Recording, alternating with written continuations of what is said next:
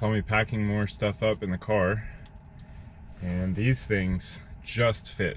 If they were an inch longer, they wouldn't have fit, the longest one. So that's pretty crazy, and I'm super excited about that because I don't know how else we'd get them down there. Well, I guess the other car is probably bigger, the Honda. But anyhow, they fit, so we're bringing everything down, and it's really early. It is cold as all, and it snowed last night, so there's ice all over the car and everything.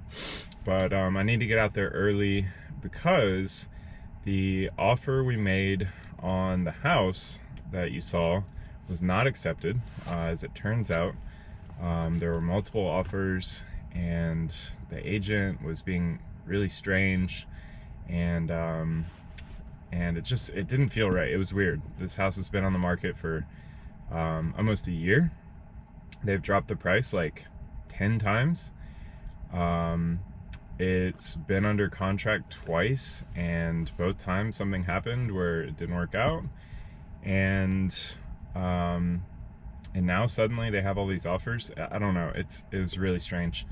You know, we offered like 7%, 6 or 7% under asking price, so nothing too crazy there. You know, I was pretty much willing to pay up to asking price, but this the agent seemed like he wanted us to start bidding above asking, but nothing in that area has ever sold above asking in the last year. So I don't know, it didn't feel right. It also, I looked up the tax records, and it looked like it was a foreclosure, and a real estate company bought it for like nothing. So I mean, they have nothing in the deal, and we were gonna have to do a lot of work to it. So whatever, we just decided to hold tight with our offer and see what happens, and we never heard back. So that's a long way of saying we're gonna put an offer in on another house this morning, and this house is great. Really, really fantastic house. Even better than the other one. Is just a little higher priced, and so we didn't really want to pay that much if we didn't have to. But you know, we're certainly willing to. It seems like it's worth it, so we'll put an offer in on that.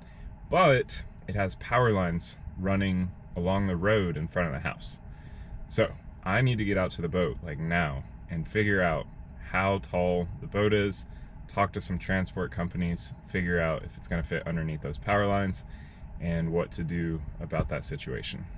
So that's what we're going to do, and I figured I would just load up the car with a bunch of boat stuff from the house and take it down there with us.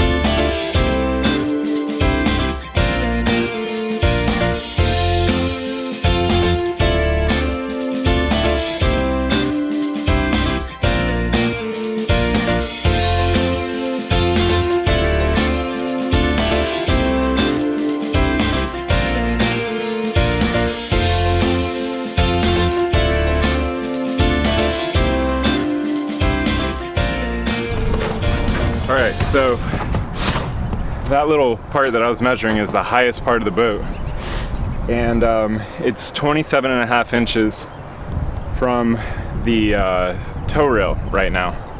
So now I'm gonna go and measure the tow rail down to the bottom of the, I guess I'm just gonna go straight to the ground. The boat is raised up on blocks, but you know, I think we should have some wiggle room just in case. And I don't know how high it's gonna be on the trailer. So maybe I'll take both measurements.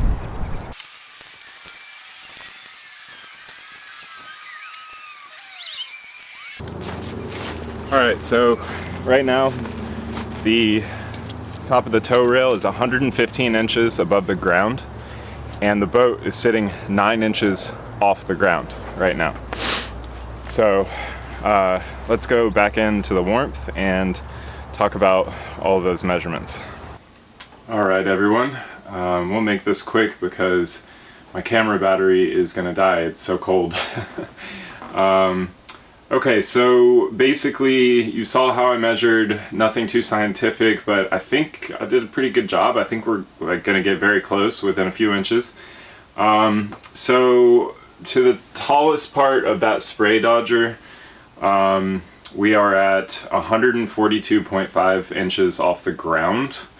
The boat is 9 inches off the ground. So if we want to talk about just boat specs, it looks like the boat is 133.5 inches from the bottom of the keel to the top of that spray dodger, and that's just over 11 feet.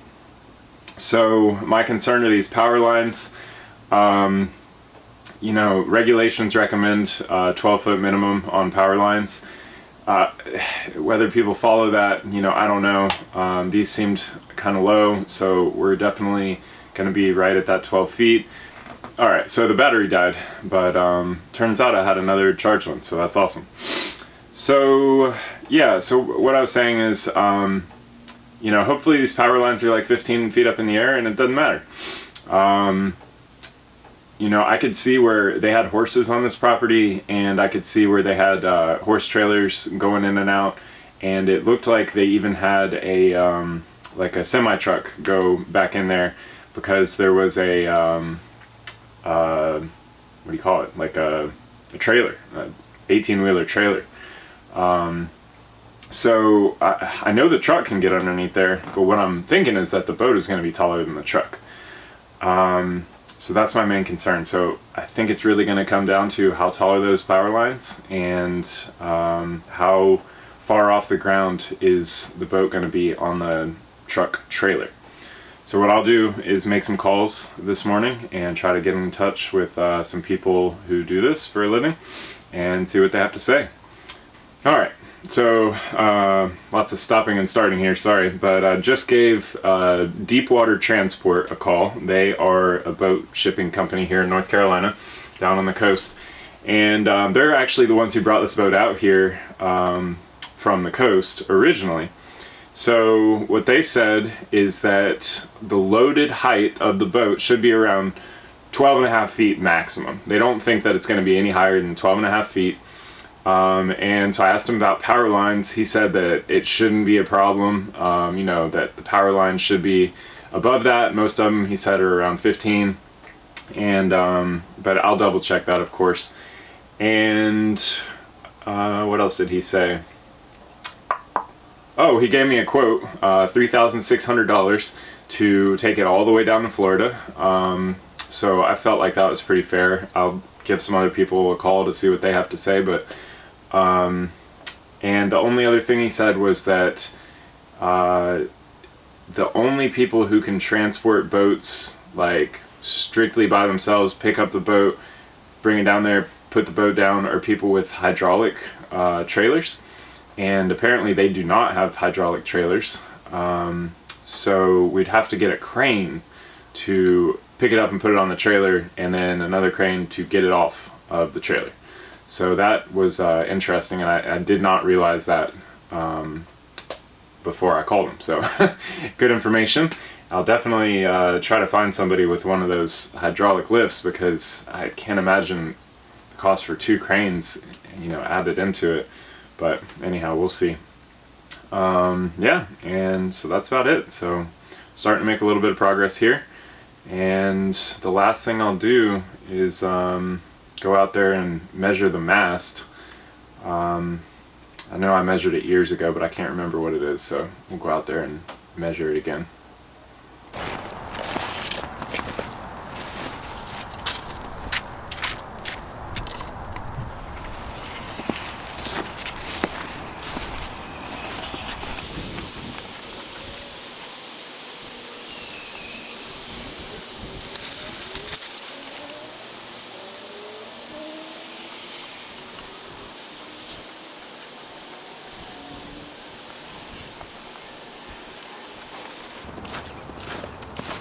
Alright, so from the top of the light all the way down to the bottom is 51 feet, and if we take that light off, that light is about 8.5 inches tall, so just over 50 feet is the height of the mast. So there we have it.